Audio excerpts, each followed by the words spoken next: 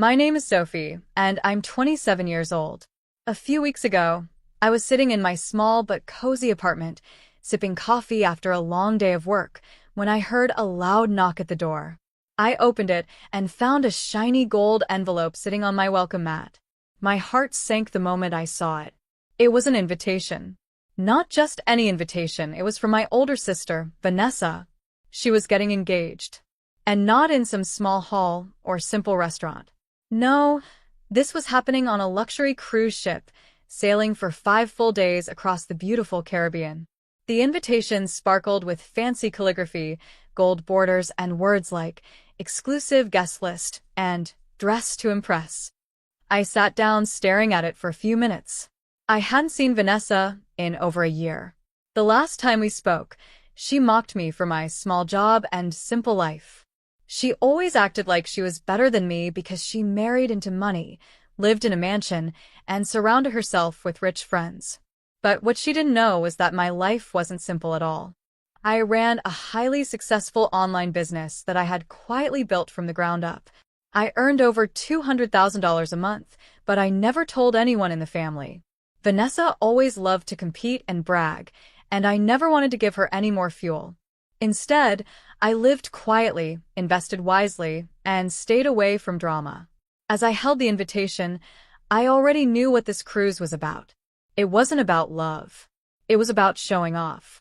Vanessa wanted me there, standing among her wealthy friends, just so she could show everyone how much better her life was compared to mine. I smiled. "All right, Vanessa." I whispered to myself, "I'll come." But what Vanessa didn't know was that this time, things would not go the way she planned. The days leading up to the cruise went by quickly. I booked my own first-class flight to the port city and reserved a luxury suite on the cruise ship, not one of the tiny rooms my sister probably expected me to stay in. After all, I could easily afford it. As I packed my suitcase, I carefully chose my outfits. Black designer business suits, silk dresses, and high-end accessories, none of which Vanessa or my family had ever seen me wear before. I didn't plan to brag or show off, but I wanted to carry myself with quiet confidence. My success spoke for itself, and soon, everyone would see it. What made everything even more ironic was the fact that Vanessa's fiancé, Brandon, was running his business with help from anonymous investors, and I was one of them. Through one of my investment companies, I had silently invested in Brandon's failing company over a year ago. Without my money, his business would have already gone bankrupt. Neither Vanessa nor Brandon knew that the mysterious investor was me. I hadn't done it to help Vanessa. Honestly, I saw it as a good business opportunity at the time. But now it gave me an unexpected advantage. The morning of the cruise arrived. I boarded the giant ship and looked around in amazement. The ship was massive. Pools, restaurants, theaters, and fancy lounges everywhere. The staff treated me like royalty as they escorted me to my suite. As I stepped out onto my private balcony, feeling the ocean breeze and sunshine on my face, I whispered to myself with a grin, "Let the show begin." The first night on the cruise, Vanessa held a welcome party on the top deck. The sun was setting, casting golden light across the ocean. Everything looked like a scene from a movie.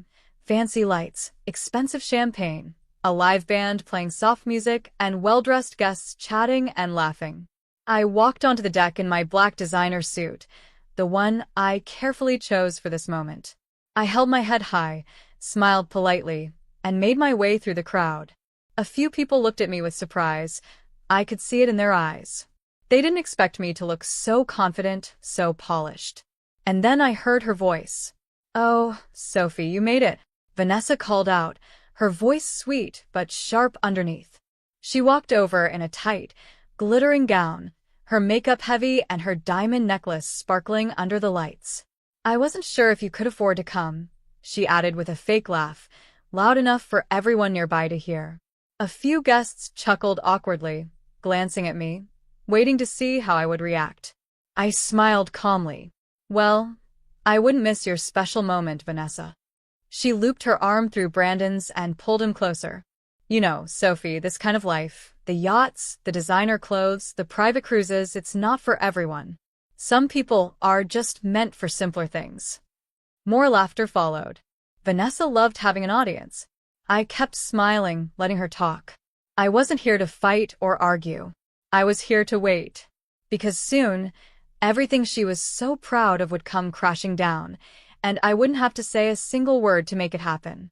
The next evening, Vanessa organized a formal dinner in one of the cruise ship's grand ballrooms. Everything was shining: crystal glasses, golden cutlery, tall flower arrangements. Waiters moved gracefully between the guests, serving expensive wine and gourmet dishes. I sat quietly at my table, watching the show. That's when I saw him walk in, Mr. Thomas. He was one of my trusted financial partners.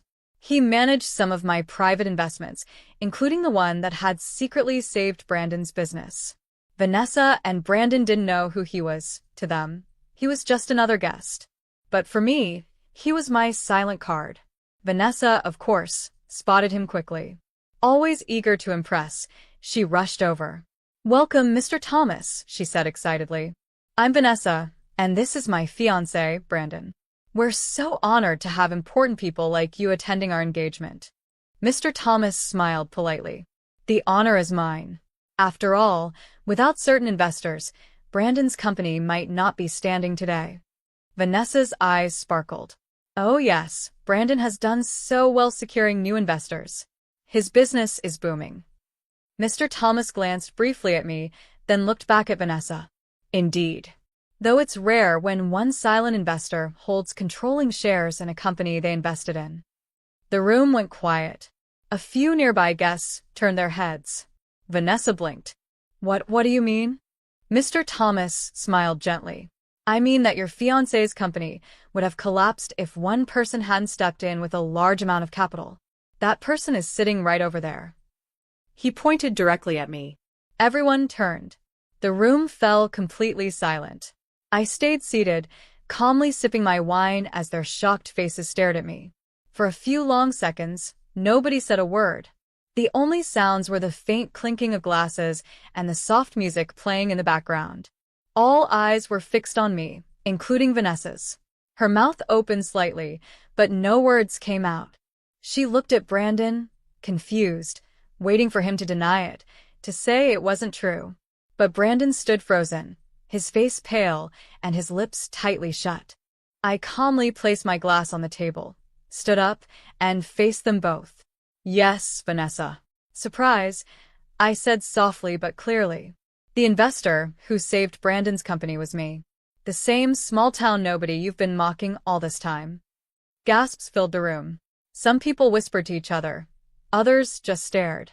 Vanessa's face turned red. "You're lying," she hissed. "There's no way you could afford something like that." I smiled. "You never asked what I've been doing for the last few years. You were too busy looking down on me to notice that I built my own business, a very successful one." Brandon finally spoke, his voice weak. "Vanessa, it's true." That was the breaking point. Vanessa's face twisted in anger and humiliation. You set me up," she screamed. "You wanted to embarrass me." Then, in a complete loss of control, she grabbed a glass of red wine from the nearest table and threw it at me. The wine splashed across my dress, but I didn't flinch. Security immediately stepped in, holding Vanessa back as she kept screaming and kicking. The guests watched in stunned silence as Vanessa was escorted out of the ballroom. I stood there, wiping the wine from my face, still smiling calmly. The tables had turned. The party was over. Most guests left early, still whispering about what had just happened. The once glamorous engagement celebration had turned into a public disaster. Later that night, as I walked along the quiet deck, looking out at the dark ocean, I heard footsteps behind me. It was Brandon. He looked nervous, his hands shoved deep into his pockets. "Sophie, can we talk?" I turned slowly. "What could you possibly want to say, Brandon?" He glanced around, lowering his voice. "Listen, Vanessa was out of control tonight. But you've made your point. Please, don't pull your investment from my company. If you take your money out, I'll lose everything." I crossed my arms, watching him closely. "You mean your company? You mean the business that you built on my money while you both laughed behind my back?" He tried to fake a weak smile. "Look, business is business. But Vanessa had nothing to do with the company's financial side. She didn't even know where the money was coming from. I didn't respond. Instead, I pulled my phone from my purse and tapped a few buttons. Brandon's face went pale. What are you doing? I looked him straight in the eyes. Recording this conversation. And just in case you've forgotten, I know everything. I know you cheated on Vanessa multiple times. I know you only got engaged to her because you thought her family would bring you more money. And I know your plan was to dump her once your company stabilized. Brandon's jaw tightened, his face drained of color. He tried to speak, but no words came out. I stepped closer. Don't worry, Brandon. I'll be pulling my investment first thing Monday morning. As I walked away, I heard his panicked voice behind me. Please, Sophie. You'll ruin me. I didn't turn back. That's not my problem anymore. By the time the cruise ended, the story had already spread. People were whispering everywhere about Vanessa's public meltdown, Brandon's lies, and my unexpected role in the whole drama. Once I returned home, I immediately contacted my legal team and withdrew every dollar I had invested in Brandon's company. Without my financial backing, his business started falling apart within days. Vendors canceled contracts, investors pulled out, and his employees began to quit one by one. 2 months later, Brandon officially filed for bankruptcy. As for Vanessa, her life quickly spiraled out of control.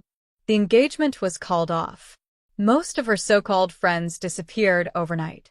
The people who once smiled at her now avoided her, pretending not to know her name. One afternoon, while I was at a coffee shop, I unexpectedly ran into her. She looked completely different. No designer clothes, no makeup, no fancy jewelry. Just a tired, defeated woman who barely resembled the sister who once mocked me. She tried to approach me. Sophie, please, she whispered, her voice shaking. Can we talk? I stayed calm, sipping my coffee. Talk? You mean like the way you talked to me on the cruise? The way you mocked me in front of everyone? Tears filled her eyes. I'm sorry. I didn't know. I was wrong. I simply stood up, placed my coffee cup down, and looked at her one last time. You didn't care then. I don't care now. And with that, I walked away, leaving her standing alone. A few weeks later, Brandon's company assets were placed up for auction. Most of the investors walked away, afraid of the collapse. But not me. Through one of my holding companies, I quietly purchased everything: the office building, the equipment, the remaining client contracts, all for a fraction of what they were worth before. The company I once silently funded was now fully mine, under my control, and carrying my name. I rebranded it completely, built a new team, and within months, business was thriving again. Except this time, all the profits came directly to me. Vanessa and Brandon faded from the social circles they once dominated. Their names became nothing more than a bad memory in the business world. As for me, I began sharing my story. I was invited to give speeches about resilience, business strategy, and quiet revenge. My story inspired many, especially women who had been underestimated or mistreated. And then one day, standing on the deck of another luxury cruise, one I now owned, I looked out at the sparkling ocean. I wore my black business suit, just like before, but this time I held several crisp US dollar bills in my hand. The sun was shining, the sky was clear, and a fresh breeze brushed across my face. A photographer took my picture for an upcoming business magazine. As the camera clicked, I smiled naturally, filled with a quiet, peaceful pride. This time, there was no fake laughter. No one mocking me. No one controlling my story. I had won, not through loud revenge, but through quiet power. And it felt perfect.